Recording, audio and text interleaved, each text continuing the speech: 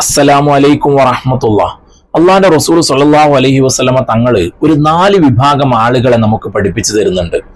എന്നിട്ട് പറയുന്നു, ഈ 4 വിഭാഗത്തിൽ ഏതെങ്കിലും ഒരു വിഭാഗത്തിൽ നിങ്ങൾ ഉൾപ്പെട്ടിരിക്കണം, അതല്ലാതെ 5ാമത്തെ വിഭാഗത്തിൽ നിങ്ങൾ ഒരിക്കലും ഉൾപ്പെട്ടു പോകരുത്. ഏതാണ് ആ 4 വിഭാഗം? ഏതാണ് ആ 5ാമത്തെ വിഭാഗം? ഇൻഷാ അല്ലാഹ് നമുക്ക് നോക്കാം. അള്ളാന്റെ റസൂൽ സ്വല്ലല്ലാഹു അലൈഹി വസല്ലമ തങ്ങള് ഒന്നാമതായി പറഞ്ഞ വിഭാഗം, കുൻ ആലിമൻ, നിങ്ങളൊരു പണ്ഡിതനാവുക. പണ്ഡിതന്മാരാവുക എന്ന് പറയാൻ കാരണം, പണ്ഡിതന്മാർക്ക് അള്ളാഹുവിൻ്റെ അടുത്ത് വലിയ സ്ഥാനമുണ്ട്. നമ്മുടെ ഇടയിൽ പണ്ഡിതന്മാർക്ക് സ്ഥാനമുണ്ടായിക്കൊള്ളണമെന്നില്ല. കാരണം നമ്മൾ അങ്ങനെയാണ് ഉസ്താദുമാരെ കാണുന്നത്. പണ്ഡിതന്മാർ എന്ന് പറഞ്ഞാൽ ഉസ്താദുമാരാണ്. ഉസ്താദുമാരുടെ നാമവേഷധാരികളെ അല്ല ഞാൻ പറയുന്നത്. അള്ളാഹുവിൻ്റെ ഇൽമ പഠിച്ചുകൊണ്ട് ആ ഇൽമ മറ്റുള്ള ആളുകൾക്ക് പറഞ്ഞു കൊടുക്കുന്ന യഥാർത്ഥ ഉസ്താദുമാർ, യഥാർത്ഥ പണ്ഡിതന്മാർ, അവരെ കുറിച്ച് അള്ളാന്റെ റസൂൽ സ്വല്ലല്ലാഹു അലൈഹി വസല്ലമ തങ്ങൾ പറഞ്ഞത്, അൽ ഉലമാഉ വറസത്തുൽ അംബിയ. ആലിമീങ്ങൾ എന്ന് പറഞ്ഞാൽ അത് അംബിയ മുർസലീങ്ങളുടെ അനന്തരാവകാശികളാണ്.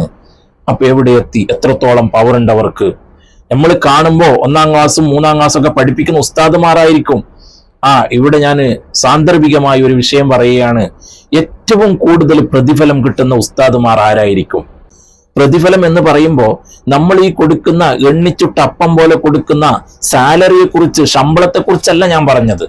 അള്ളാഹുവിൻ്റെ അടുത്തുള്ള പ്രതിഫലത്തെ കുറിച്ച്. ഞാൻ മനസ്സിലാക്കിയെടുത്തോളം 1ാം ക്ലാസ്സിലെ പഠിപ്പിക്കുന്ന ഉസ്താദിനായിരിക്കും ഏറ്റവും കൂടുതൽ പ്രതിഫലം അള്ളാഹുവിൻ്റെ അടുത്ത് നിന്ന് കിട്ടുക എന്നുള്ളതാണ്.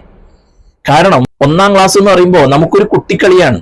1ാം ക്ലാസ് പഠിപ്പിക്കാൻ അതൊരു മുത്തഅല്ലിമായാലും കുഴപ്പമില്ല എന്നാണ് നമ്മൾ കരുതുന്നത്. എന്നാൽ ആ 1ാം ക്ലാസ് പഠിപ്പിക്കുന്ന ഉസ്താദിനാണ് ഏറ്റവും കൂടുതൽ പ്രതിഫലം എന്ന് ഞാൻ പറയാൻ കാരണം, ആ 1ാം ക്ലാസ്സിൽ പഠിപ്പിക്കുന്ന അക്ഷരമാല, അലിഫ് ബായ് തായ് സാദ് തുടങ്ങിയ അറബി അക്ഷരമാല, ആ അക്ഷരങ്ങൾ ഉപയോഗിച്ചിട്ടാണ് ആ വ്യക്തി മരിക്കുന്നത് വരെ ഖുർആൻ ഓതുന്നത്, ദിക്റുകൾ ചൊല്ലുന്നത്, തസ്ബീഹുകൾ, തഹ്ലീലുകൾ, സ്വലാത്തുകൾ ഒക്കെ അദ്ദേഹത്തിന്റെ ജീവിതത്തിൽ ചൊല്ലുന്നത് ഈ ഉസ്താദ് പഠിപ്പിച്ച അറിവ് വെച്ചിട്ടാണ്. അറബിയിലെ അക്ഷരമാലകളില്ലാതെ, അക്ഷരങ്ങളില്ലാതെ നമുക്ക് എന്തെങ്കിലും ചെല്ലാനോ ദുആ ചെയ്യാനോ ഓതാനോ ഒന്നിനും പറ്റുമോ? ഒന്നിനും പറ്റൂല. അപ്പോ ഓരോ അക്ഷരങ്ങൾ നമ്മൾ ഉപയോഗിക്കുമ്പോഴും, ഓരോ ഖുർആൻ നമ്മൾ ഓതുമ്പോഴും ആ ഉസ്താദിനിക്ക് അതിന്റെ പ്രതിഫലം കിട്ടിക്കൊണ്ടേയിരിക്കും. ഇനി ബാക്കിയുള്ള ഉസ്താദുമാർ ഇനി എന്ത് പഠിപ്പിച്ചാലും, ഖുർആൻ മുഴുവനും മനഃപ്പാടമാക്കി കൊടുക്കുന്ന ഉസ്താദുമാർ ഹാഫിളാക്കി കൊടുത്താലും, ആ ഹാഫിളീങ്ങൾ പഠിക്കുന്നത് ഈ ഉസ്താദ് പഠിപ്പിച്ച അലിഫും ബാവും ഒക്കെയുള്ള അക്ഷരങ്ങൾ കൊണ്ടാണ്. ഞാൻ സാന്ദർഭികമായി ഒന്ന് പറഞ്ഞേ ഉള്ളൂ. അപ്പൊ 1ാമത്തെ വിഭാഗമായി അള്ളാന്റെ റസൂൽ സ്വല്ലല്ലാഹു അലൈഹി വസല്ലമ തങ്ങൾ പറഞ്ഞത്, നിങ്ങൾ പണ്ഡിതനാവുക, ആലിമാവുക. ഇനി എല്ലാവർക്കും ആലിമാവാൻ പറ്റൂലല്ലോ. അതുകൊണ്ട് മുത്തനബി സല്ലല്ലാഹു അലൈഹി വസല്ലമ 2ാമത്തെ വിഭാഗത്തിനെ പറഞ്ഞു, ഔ മുത്തഅല്ലിമൻ, നിങ്ങളൊരു മുത്തഅല്ലിമാവുക, ഇൽമ പഠിക്കുന്നവരാവുക. ഇൽമ പഠിക്കുന്ന ആളുകൾക്കും ഒരുപാട് ശ്രേഷ്ഠതയുണ്ട്. അള്ളാഹുവിന്റെ മലക്കുകൾ അവരുടെ ചിറക് താഴ്ത്തി കൊടുക്കുന്ന പറഞ്ഞു മുത്തഅല്ലിമീങ്ങൾക്ക് വേണ്ടി. ഇവിടെ എനിക്കൊരു കാര്യം പറയാനുള്ളത്, മുത്തഅല്ലിമീങ്ങൾക്ക് ഭക്ഷണം കൊടുക്കുന്ന ആളുകൾ, എന്റെ വീഡിയോ കാണുന്ന ആരെങ്കിലും മുത്തഅല്ലിമീങ്ങൾക്ക് ഭക്ഷണം കൊടുക്കുന്നുണ്ടെങ്കിൽ അവരോട് എനിക്കൊരു കാര്യം പറയാനുള്ളത്, നിങ്ങൾ ഒരിക്കലും നിരാശപ്പെടണ്ട. അള്ളാഹുവിന്റെ ബറക്കത്ത് ദുനിയാവിലും ആഖിറത്തിലും നിങ്ങൾക്ക് ലഭിക്കും.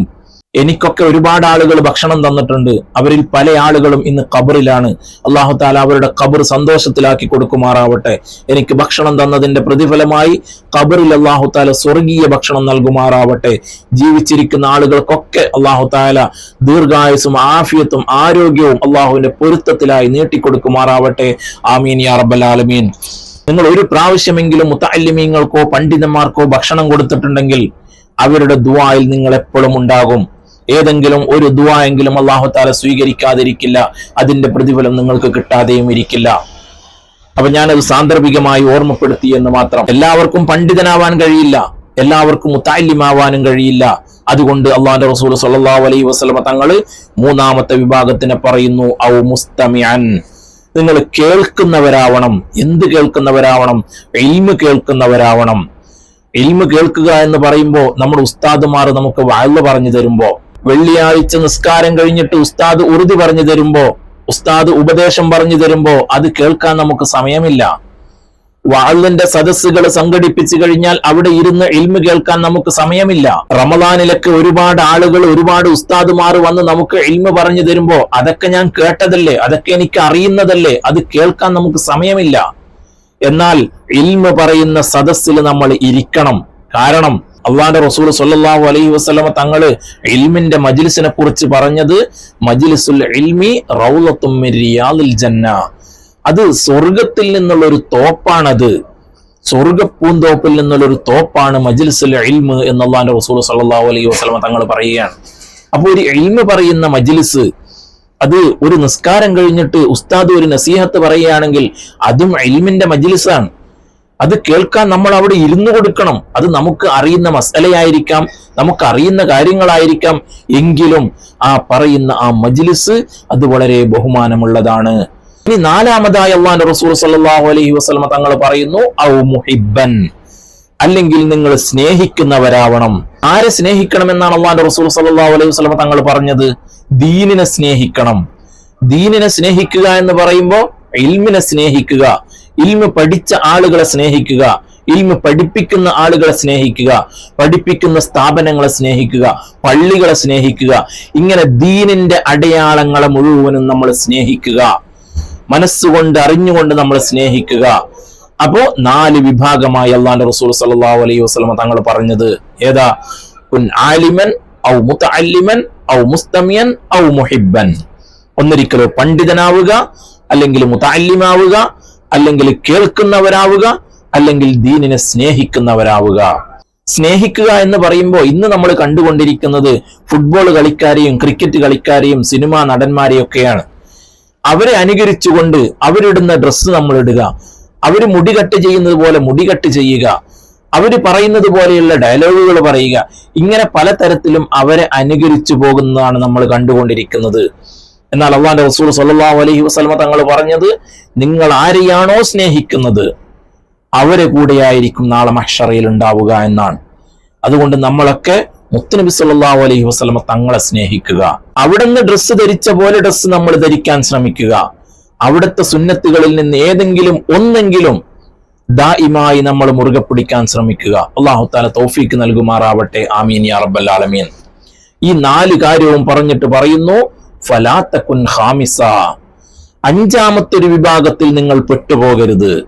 5ാമത്തെ വിഭാഗം എന്ന് പറയുമ്പോ അവര് പണ്ഡിതന്മാരല്ല, അവര് മുതഅല്ലിമീങ്ങളല്ല, അവർ ദീന് കേൾക്കുന്നവരല്ല, അവർ ദീനിന്റെ ആളുകളെ സ്നേഹിക്കുന്നവരല്ല, അവർക്ക് പള്ളിയുമായി ബന്ധമുണ്ടാവില്ല, അവർക്ക് ദീനി സ്ഥാപനങ്ങളുമായി ബന്ധമുണ്ടാവില്ല, അവർക്ക് പണ്ഡിതന്മാരുമായി കൂട്ടുകൂടലുണ്ടാവില്ല, അവർ ഇൽമിന്റെ മജ്ലിസിൽ ഇരിക്കുന്നവരായിരിക്കില്ല, അവര് ദീനുമായി യാതൊരു ബന്ധവും ഉണ്ടാവില്ല.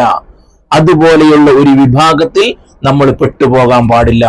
അല്ലാഹുവിന്റെ റസൂൽ സല്ലല്ലാഹു അലൈഹി വസല്ലം തങ്ങൾ വളരെ വ്യക്തമായി പറഞ്ഞതാ വലാ തകുൻ ഖാമിസ, 5ാമത്തെ വിഭാഗത്തിൽ നിങ്ങൾ പെട്ടുപോകാനേ പാടില്ല. അല്ലാഹു സുബ്ഹാനഹു വ തആല ഈ 4 വിഭാഗത്തിൽ ഏതിലെങ്കിലും ഒന്നിൽ അടിയുറച്ചു നിൽക്കുന്ന ആളുകളിൽ നമ്മെ എല്ലാവരെയും ഉൾപ്പെടുത്തി തരുമാറാവട്ടെ. നല്ലത് പറയുവാനും നല്ലത് കേൾക്കുവാനും നല്ലത് ജീവിതത്തിൽ പകർത്തുവാനുമുള്ള തൗഫീക്ക് നമുക്ക് എല്ലാവർക്കും അല്ലാഹു തആല നൽകുമാറാവട്ടെ. ആമീൻ യാ റബ്ബൽ ആലമീൻ. ദുആ വസിയത്തോടു കൂടി അസ്സലാമു അലൈക്കും വറഹ്മത്തുള്ളാഹി.